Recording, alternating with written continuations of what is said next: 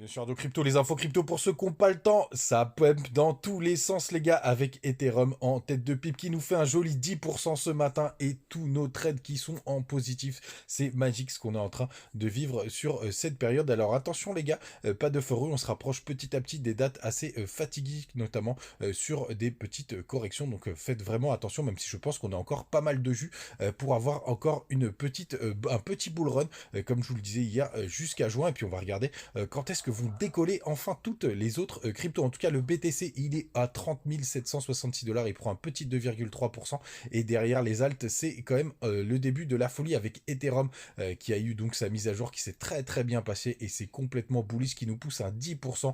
On est au-dessus des 2000 dollars. On est à 2116 dollars. Ça fait vraiment plaisir de le voir dans cet état. Bien évidemment, on va regarder deux, trois petits trucs. Le BNB, il nous prend un joli 5%. On a ADA et CryptoClebar qui poussent quasiment 9% chacun. On a aussi des belles perfs du côté de Matic et LTC qui poussent plus de 6%. Il y a toutes les autres aussi qui sont dans le vert. On va faire que les plus grosses comme Uni et Link qui poussent un joli 8%.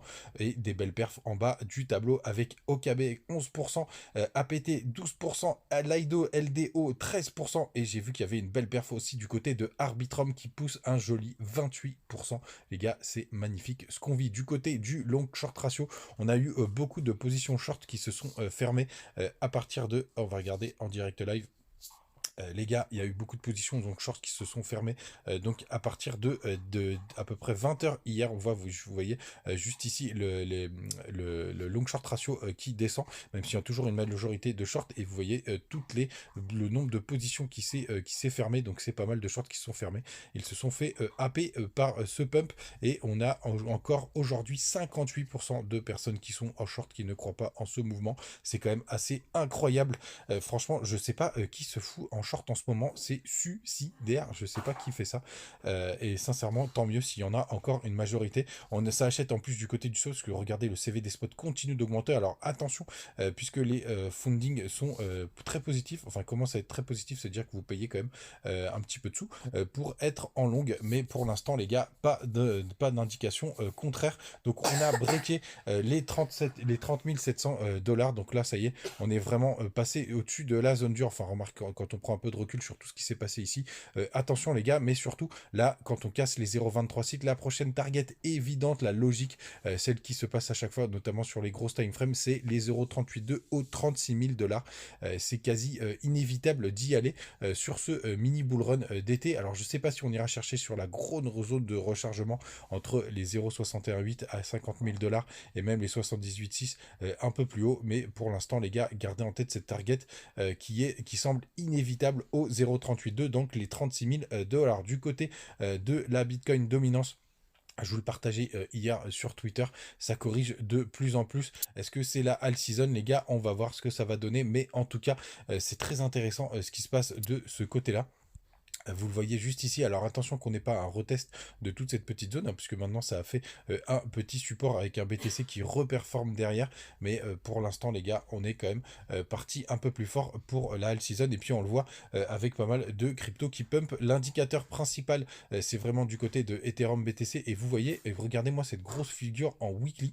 On n'a même pas breaké toute cette épaule et épaule, tête, épaule inversée potentiel. On est toujours dans la zone de bas, donc ça veut dire qu'on a énormément de jus possible pour aller taper des nouveaux plus hauts les gars. C'est vraiment très très beau ce qu'on est en train de voir.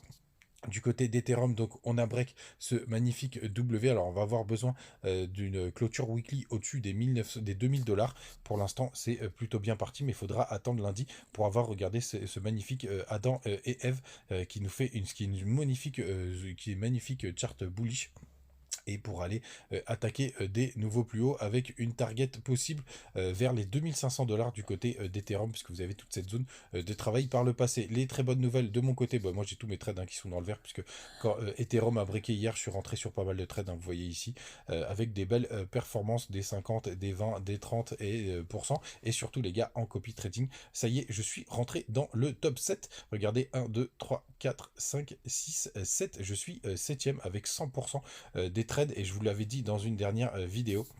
D'ailleurs, quand vous allez dans My Copy Trade, vous avez tous les trades que j'ai passés ces derniers temps. Et justement, sans être trop gourmand, en mettant que du levier x5 que sur des petites capitalisations, enfin sur des grosses capitalisations avec le top 10. Vous voyez, je n'ai tradé que BTC, Ethereum, BNB, ADA, XRP. Il y a Link aussi qui manque d'ailleurs. Je ne sais pas pourquoi il n'y est pas, et tout simplement je ne fais que du levier x5 puisque on est aussi en tendance haussière et ça permet d'avoir des performances sympas, et ça c'est tous les trades que j'ai pas clôturés. Donc c'est un peu plus de 5 000 $ qui sont rentrés sur le copy trading. Après c'est des, je trade avec à peu près, vous voyez, avec des 1 000 $, mais je suis super content. Dommage, il n'y a pas beaucoup de gens qui en profitent. Je fais pas trop la promo du copy trading, hein, il y en a beaucoup qui me le demandent, mais tout simplement parce que ça reste quand même très risqué, et j'ai pas trop envie de vous pousser à follow. Mais vous le savez, pour ceux qui veulent s'amuser, c'est toujours très intéressant. Mais c'est des très très bonnes nouvelles, et j'espère que je vais rentrer bientôt dans le top 3, ce qui est fort probable d'ailleurs si je clôture tous mes trades ce matin. Mais on va voir, comme d'habitude, vous avez les liens Fairdesk en copie si jamais vous voulez me rejoindre dessus pour les compètes de trading. C'est vraiment très très sympa. Passez une très très bonne journée. Aujourd'hui, faites attention, je crois qu'à 14h30, il y a quelques chiffres qui vont tomber du côté des États-Unis. Donc, à grande prudence, les gars. Mais c'est vrai que là, on a quand même beaucoup de signaux positifs, beaucoup de W weekly qui se sont validés.